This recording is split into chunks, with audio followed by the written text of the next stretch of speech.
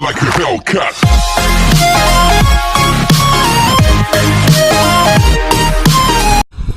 Hello students, हम नए exercise की तरफ मूव करते हैं। एक्सरसाइज 1.4 के बाद हम एक्सरसाइज 1.3 लगाएंगे। देखिए एक्सरसाइज 1.4 क्वेश्चन नंबर 1। टॉपिक यहाँ जो है union and intersection of sets. जरा यूनियन और इंटरसेक्शन के आप कॉन्सेप्ट को समझिए, क्या कहता है। यूनियन ऑफ सेट्स,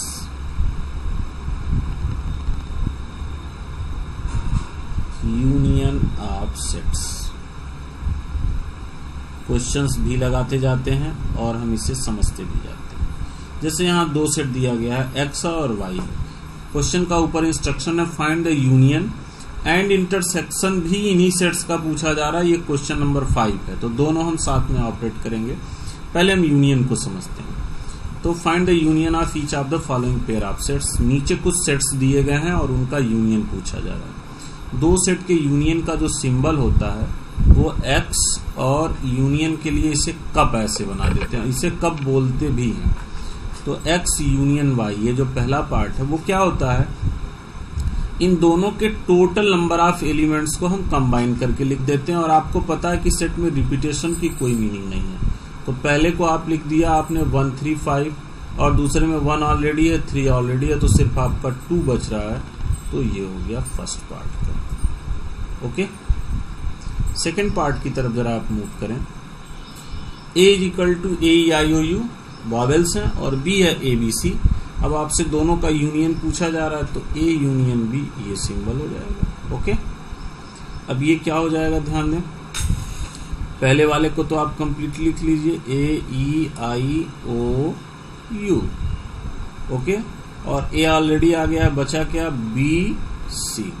तो दोनों के सारे एलिमेंट्स को आप लिख दो तो वो यूनियन हो जाएगा। बट ध्यान दीजिएगा, रिपीटेशन की कोई मीनिंग नहीं होती। सेकंड सेट, थर्ड में देखें, दो सेट हैं, A यूनियन B। यक्स क्या है, x is a natural number and multiple of 3। अब नेचुरल नंबर भी है और मल्टीपल ऑफ 3 भी है, तो ये क्या होगा, जरा ध्यान दीजिए। 3 होगा, 6 होगा, 9 होगा, 12 होगा, 15 होगा एंड सो। ओके, और B क्या कह रहा है कि x is natural number less than 6। तो 6 से छोटा नेचुरल नंबर क्या होगा, 1 2 3 4 5 6। ये आपका सेट B होगा और ये आपका सेट A होगा। ओके, अब थर्ड में देखें। पहले तो ये इनफाइनाइट, A जो है वो इनफाइनाइट सेट है और B आपका फाइनाइट सेट है। तो सबसे पहले फाइनाइट को लिख लो, तो क्या हो जाएगा, 1 2 3 4 5 6।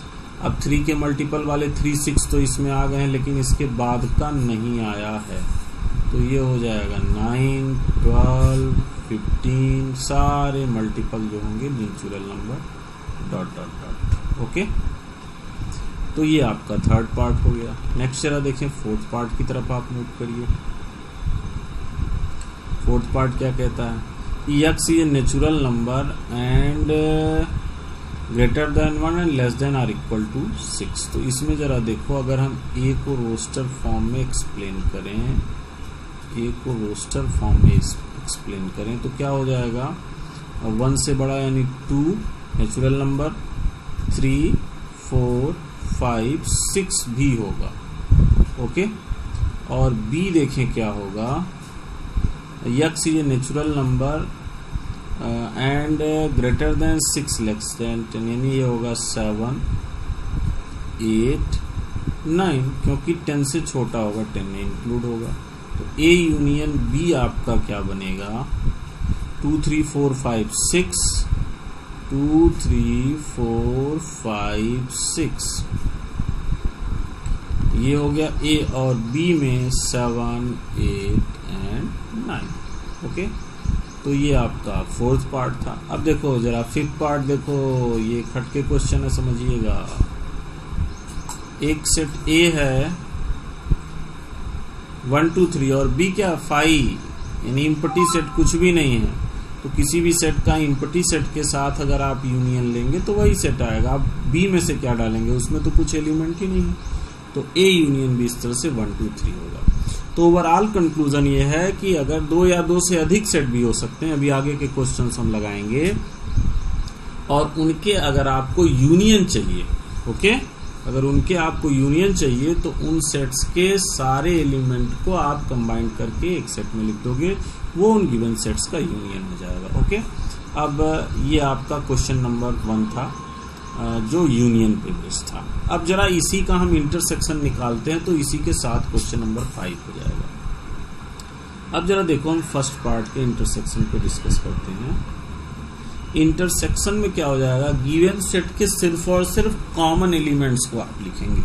अब जरा देखो, फर्स्ट में इंटरसेक्शन क्या हो जाता है, कैप हो जाता है। यूनियन में कप होता है और इंटरसेक्शन में इस तरह से कैप हो जाता है। तो ए इंटरसेक्शन बी क्या होगा, सॉरी पहले में ए नहीं है भाई, ये आप क्रॉस कर दीजिए।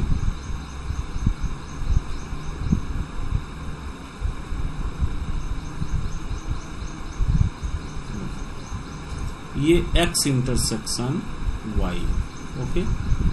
अब x और y में कॉमन क्या है, 1 कॉमन है और 3 कॉमन है, तो x इंटरसेक्शन y जो होगा 1, 3, ओके। सेकंड की तरफ मूव करिए।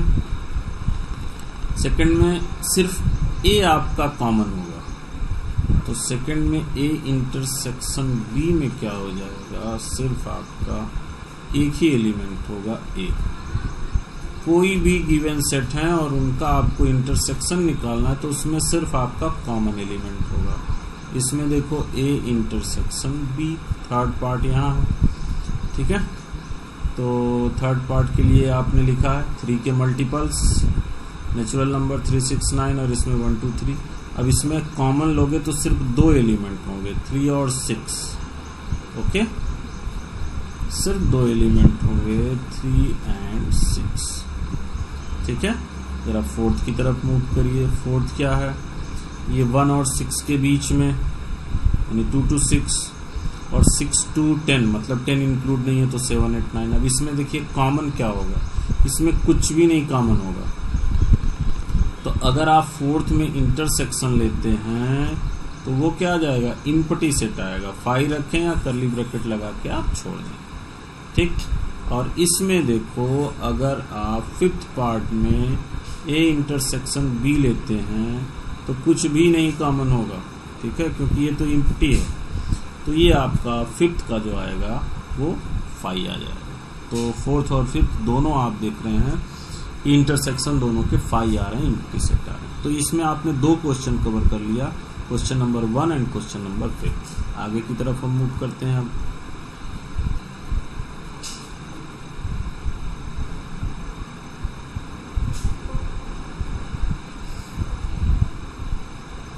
नंबर 5 की स्क्रीन पे,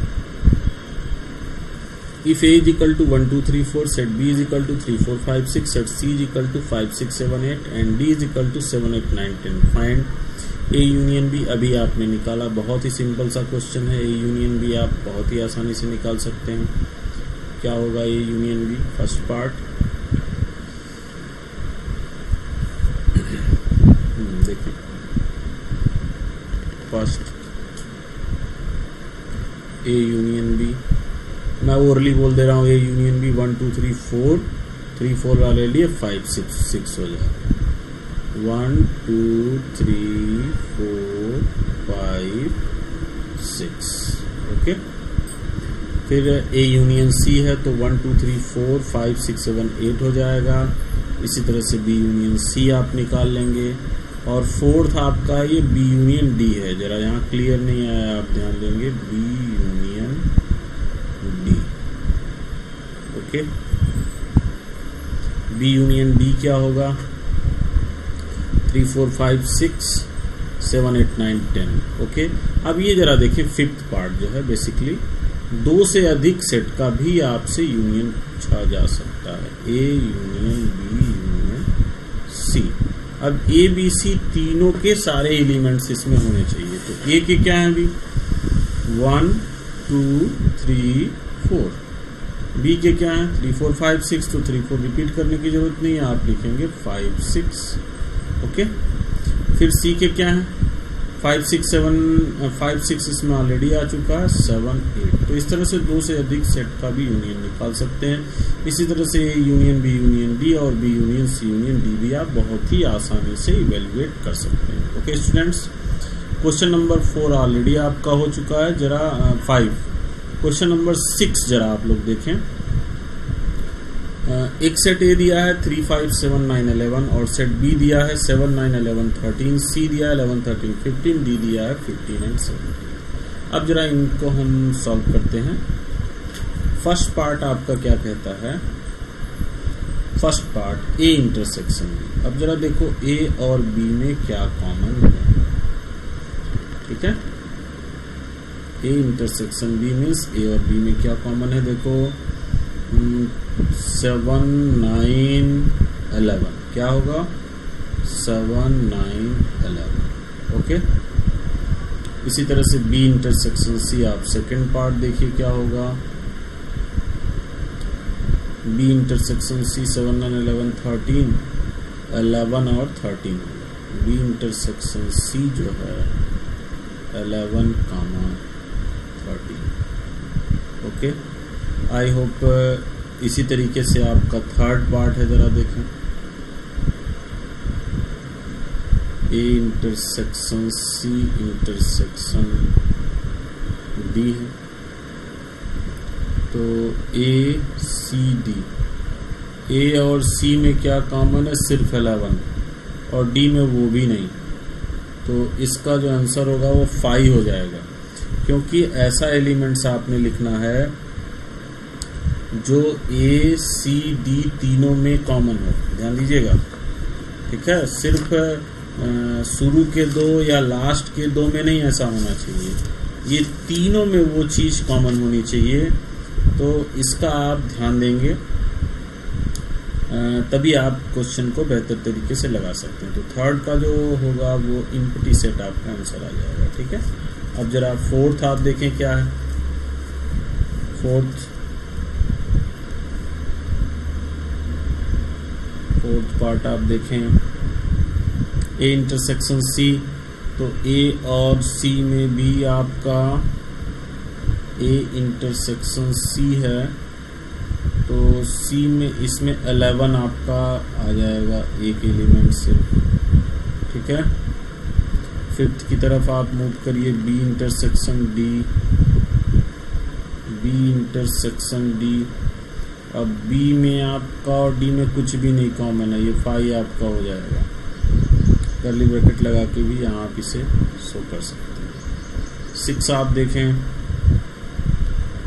ए इंटरसेक्शन, गौर कीजिएगा। अब बर्ड मॉस के अकॉर्डिंग यहाँ सिंप्लीफिकेशन होगा, पहले आप ब्रैकेट को देखेंगे। अब बी यूनियन सी आपका क्या आएगा, बी यूनियन सी निकालोगे तो ये आपका आएगा 7 9 11 13, 7 9 11 13 और सी में 11 13 ऑलरेडी आ चुका है, ये 15 हो गया। ठीक, अब यहाँ सेट ए को आप फिलअप करोगे तो 3 5 7 9 11 है, तो यहाँ पे कॉमन जो निकल के आएगा इंटरसेक्शन में वो आएगा 7 9 11। ओके, ये आपका 6 पार्ट का सलूशन। ओके स्टूडेंट्स, नेक्स्ट जरा आप देखें 7th पार्ट की तरफ। A intersection D, 7th part की तरफ आप मूव करें।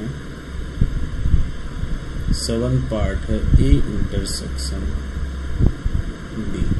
ओके, अब ए और डी ये देखें 7 9 11 तक है और डी आपका 15 और 17, कुछ भी नहीं इसमें इंटरसेक्शन में आ रहा है, तो ये इम्पटी सेट हो जाएगा। 8th पार्ट की तरफ मूव करें। अब ए आप लिखोगे और इंटरसेक्शन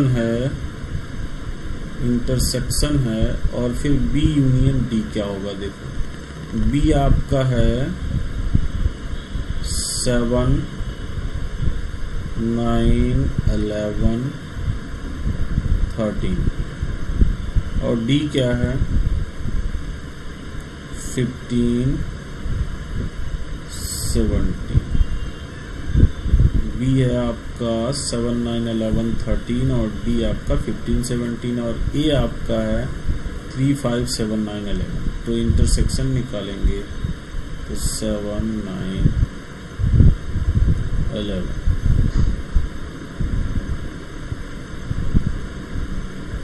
नाइन पार्ट है ए इंटरसेक्शन बी, तो ए इंटरसेक्शन बी आपका है 7, 9, 11। मैं थोड़ा डायरेक्ट कर रहा हूँ, ध्यान दीजिएगा। ये ए इंटरसेक्शन बी और फिर आपने इंटरसेक्शन लगाया और बी यूनियन सी आपने लिया तो 7, 9, 11, 13, 15 होगा। 7, 9, 11, 13